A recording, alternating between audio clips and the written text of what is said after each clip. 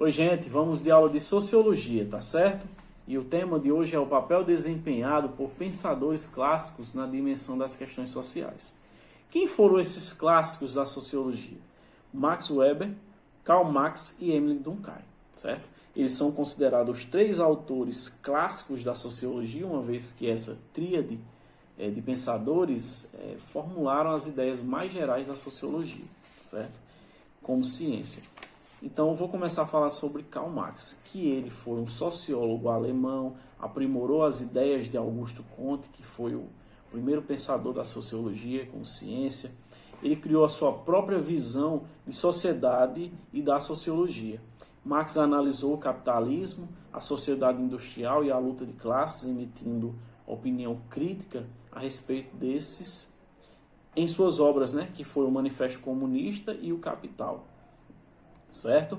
Karl Marx e versus capitalismo. Ele fala que o capitalismo se desvirtua o trabalho humano promovendo as desigualdades e exploração. Os donos de meios de produção, capital, instrumentos de produção, matéria-prima, exploraram aqueles que vendem sua mão de obra, que é a sua força de trabalho, de forma barata e precária, Então, assim, as relações de produção são desiguais e as diferenças agravam a condição de pobreza do proletariado. Certo? Marx observou também a realidade da sua época voltada-se para a Revolução Industrial. No entanto, sua análise pode ter uma relação com o mundo contemporâneo.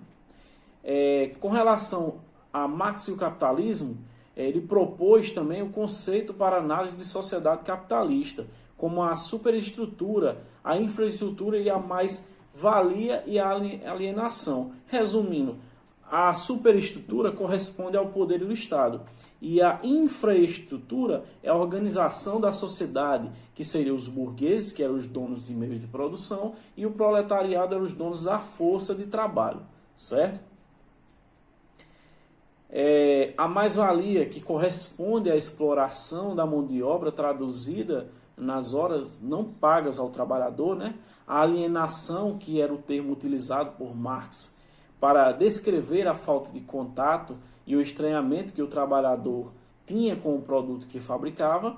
E uma observação é que os salários são o pagamento da força de trabalho que o proletariado realiza.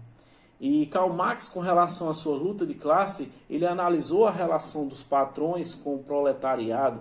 Ele definiu como classe social os indivíduos que se identificam e se unem para questionar a realidade e exploração em que se inserem. Ele verificou que os conflitos entre as classes sociais são a mola que move a evolução da sociedade por meio das transformações que pode provocar. Para ele, só é possível entender as relações dos indivíduos com base nos antagonismos, nas contradições e nos conflitos entre as classes sociais. Ainda falando nas lutas de classe, para Marx, na sociedade capitalista, os trabalhadores perderam o domínio de sua própria vida e passaram a depender do capitalista, E assim, juntamente com Friedrich Engels, eles propõem uma crítica ao capitalismo e sugerem uma sociedade mais igualitária a partir do Manifesto Comunista, num modelo que foi instituído o socialismo. Vamos falar agora um pouco sobre Emile Durkheim, certo? Ele foi o fundador da escola francesa, da sociologia. Para ele, a sociedade sempre está acima dos indivíduos, dispondo de certas regras, normas e costumes e leis. Estas se solidificam em instituições sociais e são a base da sociedade. Durkheim enfatiza que a necessidade da coesão e da integração para a sociedade se manter.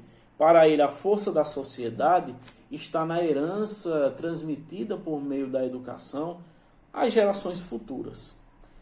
Quando fala Durkheim, as instituições sociais, ele fala nas quatro: família, escola, quando retrata a educação, o Estado e a religião. que, segundo ele, as instituições sociais que reúnem os elementos básicos e essenciais de uma sociedade, que para ele a ausência dessas instituições ou a fragilidade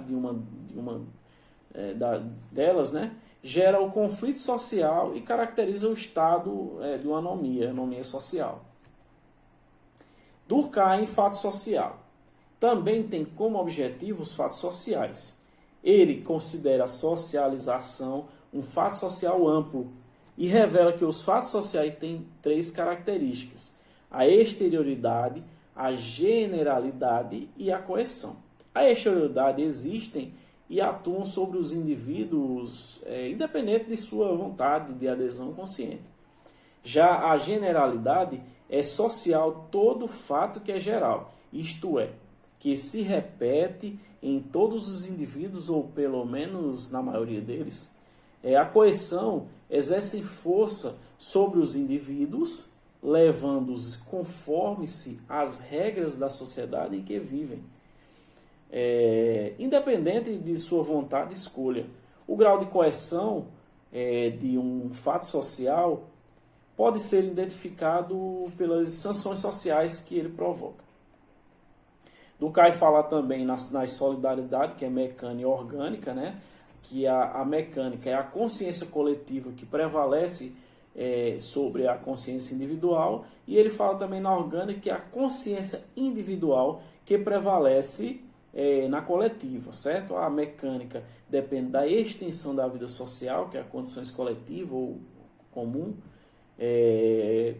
alcança. Quanto mais forte a consciência coletiva, maior a intensidade e a solidariedade mecânica, que seria a identidade coletiva. A orgânica é o processo de individualização dos membros da sociedade, as quais assumem funções específicas dentro do trabalho social. A função individual determina o lugar do indivíduo na sociedade, seria a identidade pessoal, certo? Vamos falar de Max Weber. Foi um sociólogo alemão. Max Weber teve como preocupação central compreender o indivíduo e as suas ações. Para o Weber, a sociedade existe concretamente, mas não é algo externo acima das pessoas, e sim um conjunto das ações dos indivíduos e se relacionado de forma recíproca. Assim, o conceito básico desenvolvido para o Weber é o de ação social, certo? A ação social, com relação a Max Weber, estende-se como o ato de se comunicar e de se relacionar orientado pelas ações dos outros. Para o Weber, as ações sociais podem ser de 4 tipos: a tradicional, a afetiva, a racional, que com relação aos valores, e a ação social com relação a fins. Max Weber e os tipos de ação social que explicam a realidade social, mas não são a realidade social. A ação tradicional é aquela determinada por um costume ou um hábito arraigado, né? E a ação afetiva determina por afetos os estados sentimentais. Já a ação racional, com relação a valores, determinada pela crença consciente num valor considerado importante, independentemente de êxito desse valor na realidade. A ação racional com relação a fins, determinada pelo cálculo racional que coloca fins e organiza os meios necessários, certo? Ainda falando em os tipos de ação social, são exemplos que posso dizer: estudar em uma escola apenas porque foi a mesma em que seu pai estudou, seguir a profissão dos pais, embora suas vontades sejam outras, certo? Então seria ação social tradicional. A ação social afetiva é motivada pelos sentimentos, pela emoção. Os trabalhos voluntários são exemplos de como os indivíduos motivados, a emoção promove essas ações. A ação racional com relação a fim é estudar para passar em um vestibular, estudar para passar em concurso, se dedicar ao trabalho para ser promovido para um cargo melhor.